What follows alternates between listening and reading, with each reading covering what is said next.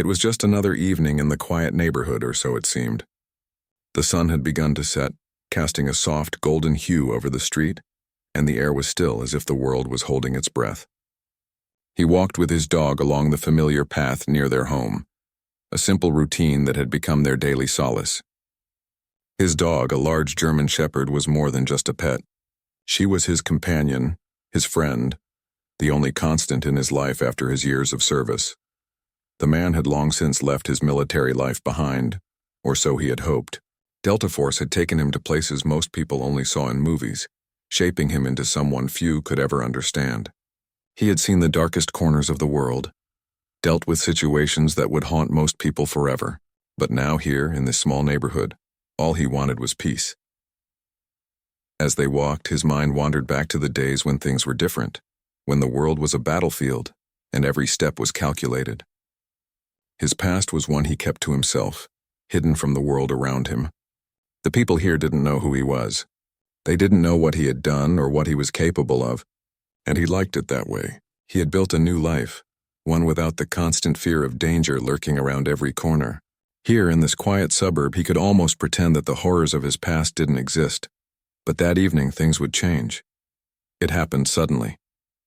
As they rounded a corner, he saw the flashing lights up ahead. A police car was parked at the curb, and a few officers were standing near it talking. They looked up as the man and his dog approached, their expressions unreadable. The dog, sensing something was off, immediately tensed. The man instinctively placed a hand on her back, trying to calm her down. He had learned long ago that the world wasn't always as friendly as it seemed. Sometimes people saw a man walking with a dog and assumed the worst. He had learned to watch his surroundings, to always be alert. He had faced enough danger in his life to know that a calm walk could turn into a fight for survival in an instant. The officers took a step toward him, and he could see the tension in their bodies. One of them spoke first, his voice firm but cautious. "Hey, we need to talk to you for a minute." "What are you doing here?" The man kept his voice steady, but his eyes remained focused on the officers. "Just walking my dog. Nothing more." The officer nodded but didn't seem entirely convinced. There was something about the way the man held himself, something about the way he carried himself that made the officers uneasy. It wasn't just his size or the way he looked, but the stillness in his eyes, the quiet confidence, the kind of confidence that only comes from surviving things most people could never imagine. One of the officers took a step closer, his hand moving toward his holstered gun. The man noticed, his mind immediately going into alert mode. He didn't know if the officer was just being cautious or if something else was happening, but he could sense the tension rising. "I don't want any trouble," the man said, his voice calm but firm. "I'm just taking my dog for a walk. That's all." But the officers didn't back down. Instead, they seemed to get more agitated. The dog, sensing the shift in the air, began to growl low in her throat, her body tense and ready to spring into action if needed. The man quickly stepped forward, placing a hand on his dog's collar, but it was too late. The officer closest to him stepped back, his hand now gripping his weapon. In an instant, the dog lunged forward, reacting to the perceived threat. The officers, fearing for their safety, reacted in the only way they knew how. They pulled out their guns and fired. It all happened so quickly. The man didn't even have time to react. One moment, his dog was by his side. The next, she was collapsing to the ground. The sound of the shots echoed in the quiet street, and for a moment everything seemed to freeze. The man dropped to his knees beside his dog, his heart racing. He could feel the blood pounding in his ears, the rage building up inside him. He had seen death before, but this was different. This wasn't an enemy on a battlefield. This was his dog, his friend, the one being who had stayed by his side through everything. His dog's eyes were wide open, but there was no more life in them. She was gone. And in that moment, everything he had worked so hard to bury, everything he had tried to escape, came rushing back. His hands were shaking, not from fear, but from the sheer weight of the loss. The officers stood there silent, unsure of what to do. They hadn't expected this. They hadn't realized who they were dealing with. The man wasn't just some random civilian. He was a man with a past they couldn't even begin to comprehend. But he didn't care about their confusion or their regret. His dog was gone. And nothing would bring her back. For a moment, he considered what to do. His instincts, the ones honed during years of military training, screamed at him to take action, to retaliate, to make them pay for what they had done. But something stopped him. He didn't need to prove anything. His past was enough. Instead, he stood up slowly, his eyes never leaving the officers. He could see the fear in their eyes now, the realization of who they had just shot. But it didn't matter. His dog was gone, and nothing would change that. The man turned, his mind spinning with thoughts of what to do next.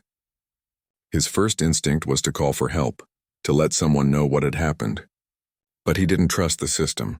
Not anymore. He had learned long ago that the system didn't always work in favor of those who needed it most. Without a word, he walked away, his dog's lifeless body still lying in the street behind him. The officers watched him go, unsure of what to say or do. They had made a grave mistake, one that they would soon come to regret. But for now, they could only stand there, silent witnesses to the tragedy that had just unfolded. The man walked home, his mind in a haze. The quiet neighborhood, the peaceful evening, it all felt like a distant memory now. His world had shifted in an instant, and he knew that nothing would ever be the same again. The days following the incident were a blur for him. The quiet neighborhood he had called home for years suddenly felt foreign, as though it no longer belonged to him. He couldn't focus. The image of his dog lying lifeless in the street played in his mind over and over again. The sound of the gunshots echoing in his ears. There was a numbness to everything now, a heaviness that he couldn't shake. He had tried to go on as if nothing had happened, but how could he? His dog, the one being who had been with him through the darkest times, was gone. And for what? A misunderstanding? A mistake made in the heat of the moment by officers who hadn't even taken the time to assess the situation? The more he thought about it, the angrier he became. He didn't show it outwardly, but inside there was a fire burning, an anger he couldn't ignore. The authorities had assured him that there would be an investigation. They promised that justice would be served, but he knew better than to trust in those promises. He had seen enough of the world to understand that justice wasn't always fair. He had been trained to act when others hesitated, to face the harshest realities without flinching. He knew what real danger looked like, and it wasn't a dog acting out of fear. Days turned into weeks, but still nothing happened.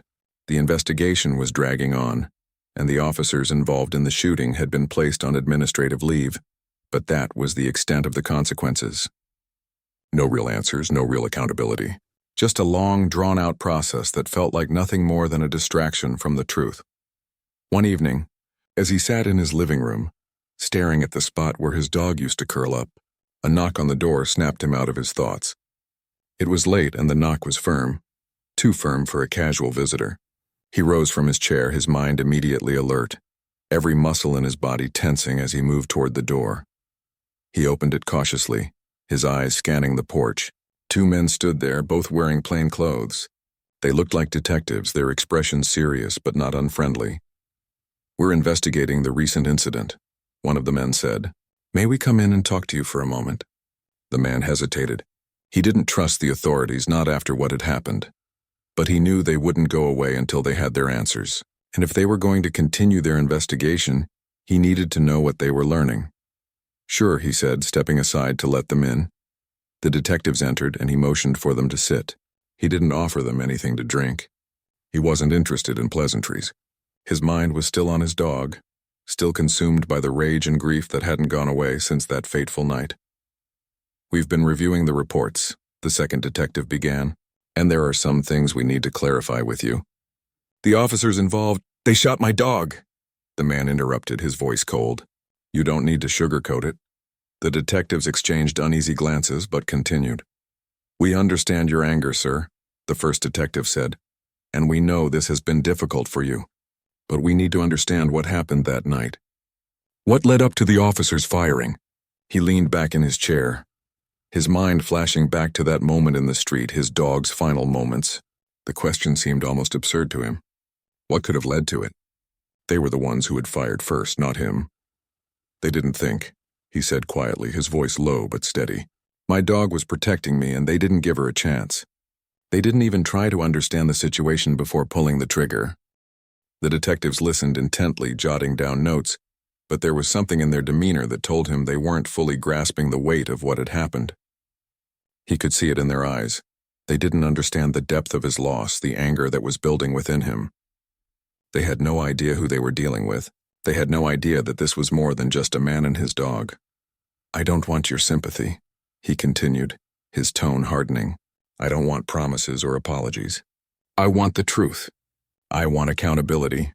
The second detective cleared his throat. "We're doing everything we can to get to the bottom of it, but these things take time. We'll keep you updated on the progress of the investigation." Time. He had heard that word so many times already, and each time it felt like a cruel joke. How much time did they need? How many days would it take for someone to realize that his dog had been taken from him unjustly? "I'm not waiting around for this to drag on," he said, standing up. "I'll find my own answers if I have to." The detectives exchanged another look, but they didn't argue. They stood up as well, nodding politely. But it was clear that they didn't fully understand the gravity of the situation. "We'll be in touch," the first detective said as they moved toward the door.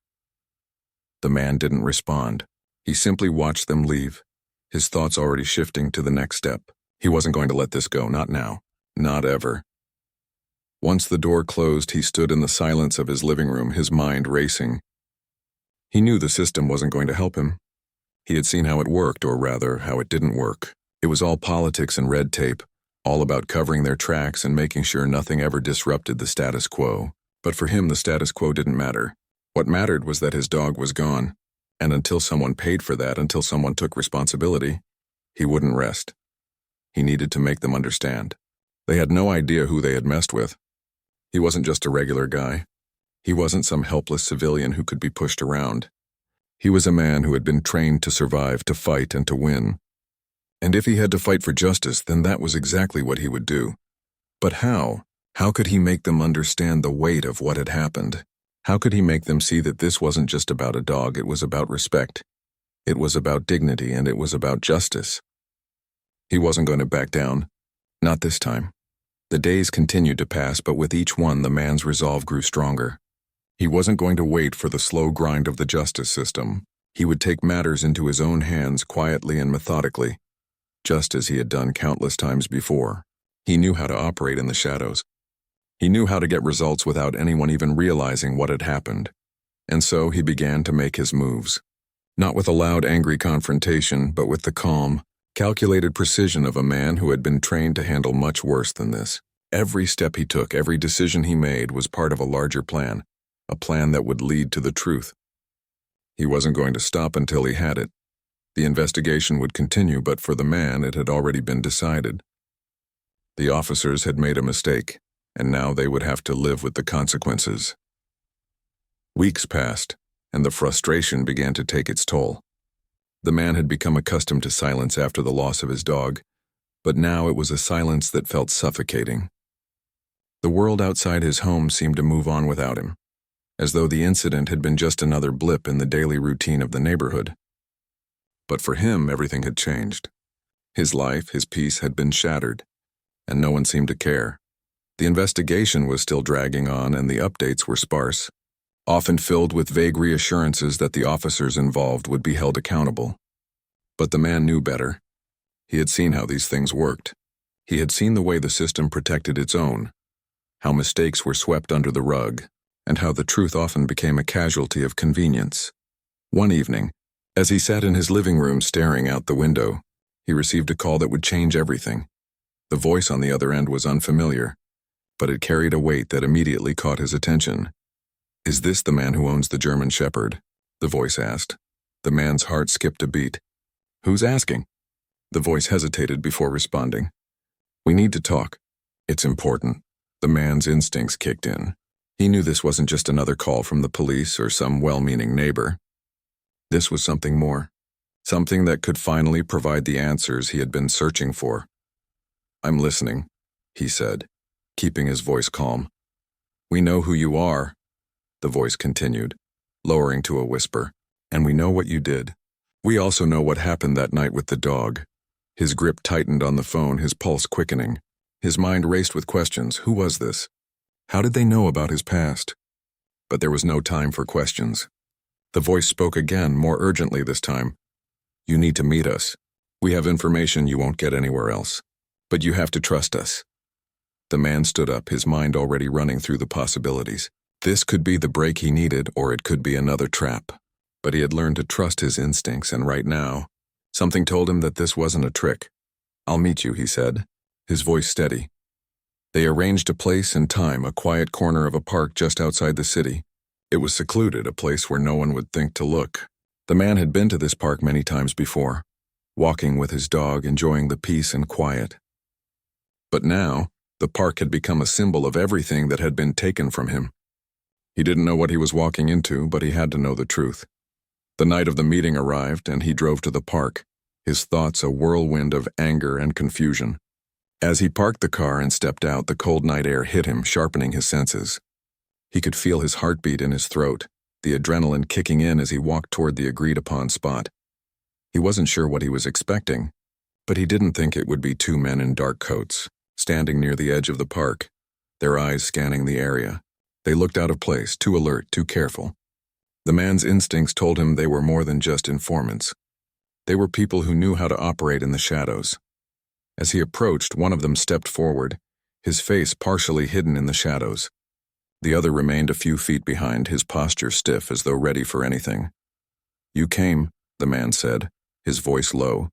The man didn't respond immediately. He was still trying to gauge the situation, still unsure of whether he could trust these people. "Who are you?"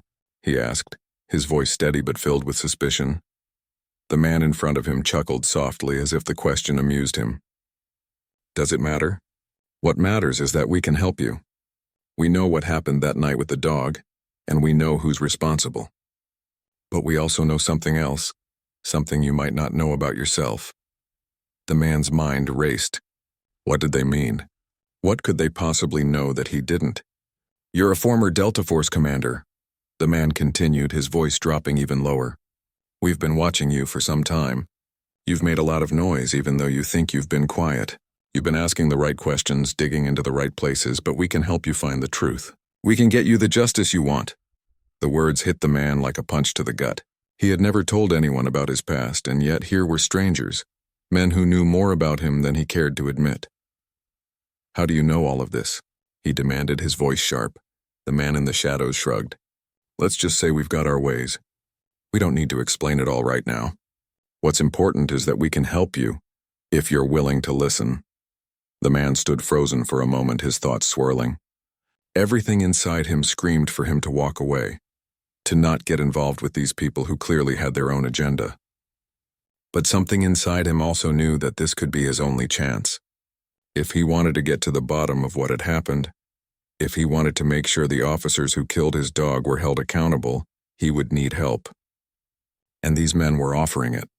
He took a deep breath, the cold air filling his lungs, and made a decision. "I'm listening," he said, his voice calm, though inside he was on edge. The man in front of him nodded, satisfied with his response. "We know the officers involved in the shooting," he said. "We also know that the department is doing everything it can to cover up what happened. But we can expose them. We can make sure the truth comes out. But you have to be willing to take the risk." The man's mind was already calculating the odds, weighing the potential consequences. Exposing the officers would be dangerous, but he had lived a life full of danger. He had faced the worst the world had to offer and come out alive. He could handle this. "I'll do what it takes," he said, his voice steady. The man in the shadows nodded, a faint smile crossing his face. "Good. Then we have a plan," he said. "But you need to understand one thing. This isn't going to be easy. You won't just be up against the officers who shot your dog. You'll be up against an entire system that's designed to protect its own. But if you're ready, we can make sure the truth gets out. We can make sure justice is served." The man didn't hesitate. He had spent enough time trying to play by the rules, trying to do things the right way. But the right way hadn't brought him justice. It hadn't brought him anything but empty promises and more pain. It was time to take control. "I'm ready," he said, his voice firm. The two men exchanged a look, and the man in the shadows took a step back. "We'll be in touch," he said, his voice low. "But remember, this isn't over yet. You're just beginning to see how deep this goes." With that, they turned and disappeared into the night, leaving the man standing alone in the dark park, his thoughts a storm of uncertainty and resolve. He didn't know what was coming next, but he knew one thing for sure. He wasn't going to stop until the truth came to light. The journey ahead would be dangerous, but it was a journey he was ready to take. And whatever it took, he would find justice for his dog. Here is part 4 of the story, written in simple and engaging language. The following days felt like a blur to him. The meeting in the park had left his mind racing with possibilities. He knew the stakes were high now, higher than they had ever been. Everything he had worked for, everything he had tried to build after leaving his past behind, was hanging in the balance. He was no longer just a man grieving the loss of his dog. He was someone with a mission, a purpose, and a plan that was beginning to take shape. The men who had contacted him had promised they could help, but he wasn't foolish enough to trust them completely. He had learned long ago that help often came with strings attached. The question was, could he use them for his own ends without getting caught in their web? Or were they using him? The truth was, he didn't know.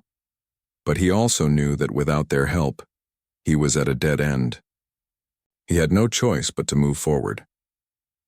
Over the next few days, the communication with the two men continued, though it was sporadic. They were careful, always contacting him through secure channels and leaving little trace of their involvement. They were as cautious as they had promised to be. But as the days passed, the man began to piece things together. The officers who had killed his dog weren't just ordinary police officers.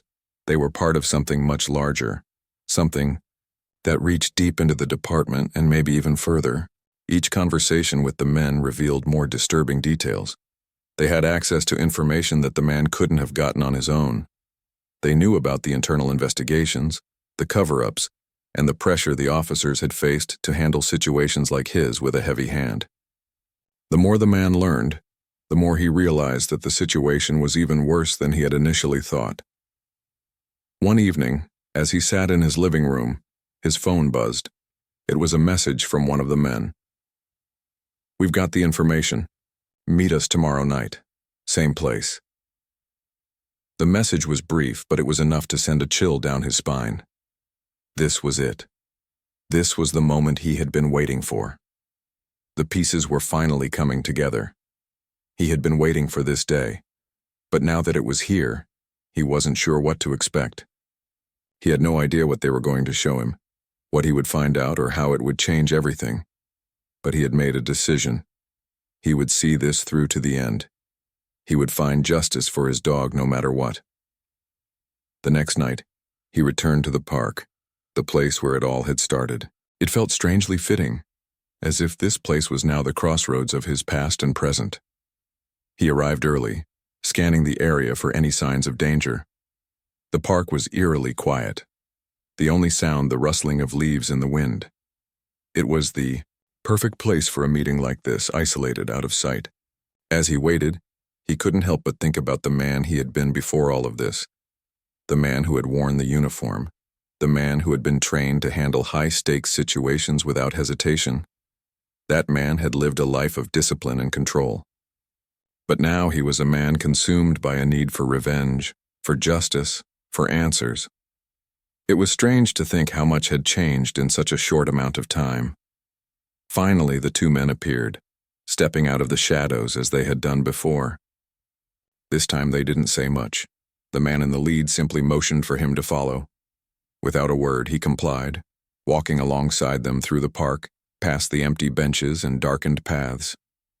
They reached a small, secluded area, hidden from view by a cluster of trees. The man's heart pounded in his chest as he realized that this was it, the moment he had been waiting for. "We've got the evidence," the man in the lead said, his voice low. "It's all here. What you need to know, who you need to expose. But it's not going to be easy." The second man stepped forward, holding out a small folder. The man took it, his fingers brushing against the worn edges of the paper. Inside were documents, photos, and reports, everything he needed to understand the full scope of the situation. The officers involved in the shooting, the department's attempt to cover it up, and the dark web of corruption that had spread throughout the system. It was all there, laid out in front of him. His hands shook as he flipped through the pages. There were names he recognized, faces he had seen in passing, and some he had never met but now knew to be part of a network of influence and power. This wasn't just about a dog being shot in the street. This was about a system that had allowed those with power to escape justice time and time again. The man's mind raced as he absorbed the information. He had always known there was more to the story than what the authorities had told him. But this, it was bigger than he had imagined. It was a web of lies, manipulation, and deceit, stretching far beyond the officers involved in his dog's death. "This is what they don't want you to know," the man in the lead said. "This is the truth, and now you can expose it." But the man didn't respond immediately. He was still processing the documents, still trying to piece everything together. It was a lot to take in, and the weight of it felt suffocating. He had never imagined that something so personal, something so small, could open up such a massive can of worms. He looked up at the two men, his mind still racing. And what now? How do I use this? How do I make sure they pay for what they've done? The second man stepped forward, his voice steady. "You can go public. You can release this information. You can take them down, but it's not going to be easy. They'll fight back. They'll try to discredit you, make you seem like the villain. But you have the truth now. And that's all you need." The man felt a flicker of doubt. He had fought in countless battles before, but this was different. This wasn't a fight on a battlefield. This wasn't a fight against an enemy with a face he could recognize. This was a fight against a system that had its claws deep in everything. A system that wouldn't go down easily. He exhaled slowly, the weight of the decision pressing down on him. It was a dangerous path, one that could lead to more pain, more loss. But it was the path he had chosen. There was no turning back now. "I'll do it," he said finally, his voice firm. "I'll expose them. I'll make sure everyone knows what they've done." The two men nodded, their faces grim. "Good," the man in the lead said. "We'll help you. But you need to be ready. This isn't just about justice for your dog anymore. This is about taking down a corrupt system, and it won't be easy." The man stood tall, the folder of evidence clutched tightly in his hand. He wasn't sure how it would all play out, but he knew one thing for certain. He wasn't backing down. This fight had become bigger than himself. It wasn't just about revenge. It was about justice. And no matter what it took, he would see it through. With one last glance at the men, he turned and walked away, the weight of the truth settling on his shoulders. The road ahead would be long and difficult, but he was ready. He had found the answers he needed. Now, it was time to expose the truth. Let me know if you need any changes. You can copy and paste the text into your document. Here is part 5 of the story, written in simple and engaging language. The decision had been made, and there was no turning back. The man felt the weight of the folder in his hands, as if it contained not just the evidence of corruption, but also his future, and the future of the people involved. The truth was out there now, and he had the power to expose it. The road ahead was uncertain, but for the first time in weeks he felt a sense of purpose that had been missing since his dog's death. The next few days were a blur of planning and strategizing. The two men who had contacted him continued to provide assistance, feeding him information and giving him the tools he needed to bring the truth to light. They told him which media outlets to contact, which channels to use to ensure that the story would get the attention it deserved. But with every piece of the puzzle falling into place, the man couldn't shake the feeling of unease that had settled deep within him. Exposing a system like this wasn't just about justice. It was about survival. There were powerful people at play, and when they felt threatened, they would do whatever it took to protect themselves. The man knew this from his time in Delta Force. He had seen how power corrupted, how those who had the most to lose would stop at nothing to keep control. His mind constantly ran through the worst-case scenarios, threats, intimidation, even violence. But no matter what came, he wasn't going to stop. He couldn't. The day came when he finally decided to take the step. He had gathered everything he needed, documents, recordings, photos, and reports, and sent it all to a trusted journalist who had a reputation for exposing corruption. It was a calculated move, one he hoped would ensure that his story would reach the public no matter how hard they tried to bury it. He didn't know how long it would take, but he knew that the wheels of justice had begun to turn. He paced around his house, his eyes constantly glancing toward the window. Every time a car passed by, his heart skipped a beat. The nerves were getting to him. He couldn't help but think of the consequences. There were always consequences when you pushed back against something as powerful as the system he was now fighting. The phone buzzed, breaking his thoughts. It was the journalist. "We've got it," the message read. "The story's going live tomorrow." For a moment, he just stood there staring at the screen, trying to let the words sink in. This was it. His dog's death, the lies, the cover-up, everything he had fought for was finally going to be exposed. But at the same time, a sense of dread settled in his stomach. What had he started? The next day, the story hit the news. The headline flashed across screens, the words cutting through the noise like a dagger. "Police corruption and cover-up exposed in shocking report." The story included details of the incident, the officers involved, and the extensive cover-up that followed. It detailed the lies, the pressure to conceal the truth, and the lengths to which the department had gone to protect its own. For the first time in what felt like forever, the man allowed himself a moment of relief. The truth was out, but that relief was short-lived. He knew this was only the beginning. There would be pushback. There would be people who wanted to silence him. He had no illusions about what he had set in motion. True to form, the backlash came quickly. The police department issued a statement, denying the allegations and claiming that the officers involved had acted in self-defense. The department's spokesperson insisted that an internal review was underway, but they insisted that no wrongdoing had occurred. They dismissed the report as a baseless attack, but the public wasn't convinced. The details in the story were too damning, too clear to ignore.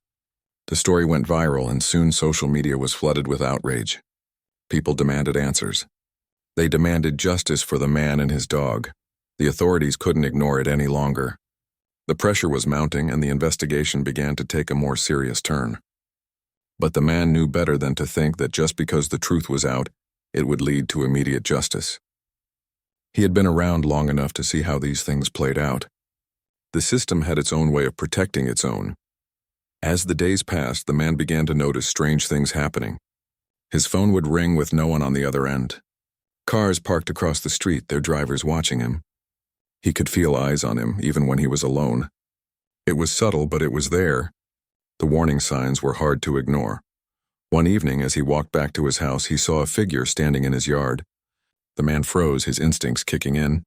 It was one of the officers from the incident. The man didn't recognize him at first, but the uniform was unmistakable. "What do you want?" he asked, his voice steady but filled with anger. The officer didn't respond immediately. Instead, he took a step forward. His eyes locked on the man's. "You've made a big mistake," the officer said, his voice low and dangerous. "You've stirred up something that you don't understand. You think you're safe now because the story's out? You think the truth will set you free? You have no idea what you're dealing with." The man didn't flinch. He had been trained for moments like this. He had been trained to face threats without hesitation. "I'm not scared of you," the man said, "and I'm not backing down. Not now, not ever." The officer's eyes narrowed, and he took another step forward. "You should be." The man's fingers tightened around the keys in his pocket. He didn't know what would happen next, but he knew he had to be ready. He had fought in battles before, but this was different. The enemy wasn't a foreign soldier or a terrorist. It was a system, a deeply entrenched network of power and corruption, and it wasn't going to give up easily. The officer didn't move closer. After a tense moment, he turned and walked away, disappearing into the night. The man stood there for a long while, his heart pounding in his chest.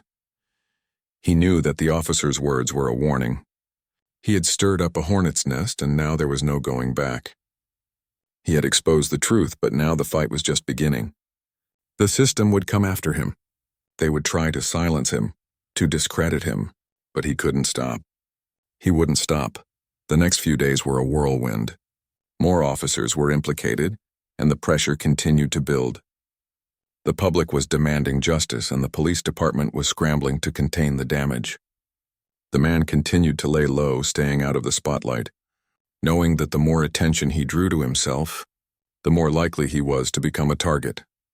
Then, just when he thought the storm might pass, the final twist came. The officers involved in his dog's death were charged with misconduct. But there was more. The investigation uncovered evidence of widespread corruption within the department, bribes, cover-ups, and a network of criminal activity that extended far beyond a single incident.